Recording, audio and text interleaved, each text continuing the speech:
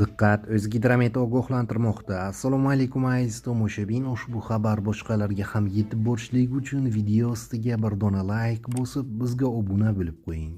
Diqqat qiling, joriy yilning 21 fevral kuni kutilayotgan yomg'irlar yog'ishi sababli respublikaning tog' oldi va tog'li hududlarida, jumladan Qashqadaryo viloyatining Yakkabog', Dehqonobod, Chiroqchi, Kitob, Shahrisabz, Qamashi, G'uzor tumanlarida, Surxondaryo viloyatining Sariosiyo, Uzun, Oltinsoy, Denov, Bo'ysun, Sherobod, Sho'rchi, Qumqo'rg'on, Muzrabot tumanlarida, Samarqand viloyatining Urgut, Samarqand, Bulung'ur, Nurobod, Qo'shrabot, Kattaqo'rg'on, Payariq, Jomboy, Ishtixon tumanlarida, Navoiy viloyatining Xatirchi, Navbahor, Nurota, Ko'nemex, Karmana tumanlarida, Jizzax viloyatining Zomin, Baxmal, G'allorol, Sharof Rashidov, Forish, Yangiobod tumanlarida, Toshkent viloyatining Ohangaron, Bo'stonliq, Parkent, Piskent, O'rtachirchiq, Yuqorichirchiq tumanlarida va Angren, Olmaliq shaharlarida, Namangan viloyatining Pop, Kososoy, Chortoq, Chust, Namangan, Yangiqo'rg'on tumanlarida, Farg'ona viloyatining So'x, Shohmardon, Farg'ona,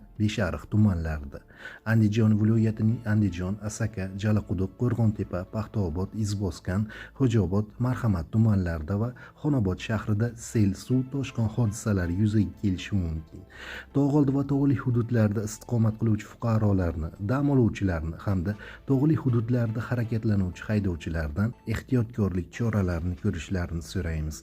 Respublikaning ayrim hududlarida yomg'ir suvlari to'planish ehtimoli bor. Bu esa hududlarni suv bosishiga olib kelishi mumkin, deyiladi O'zgidrometning xabarida.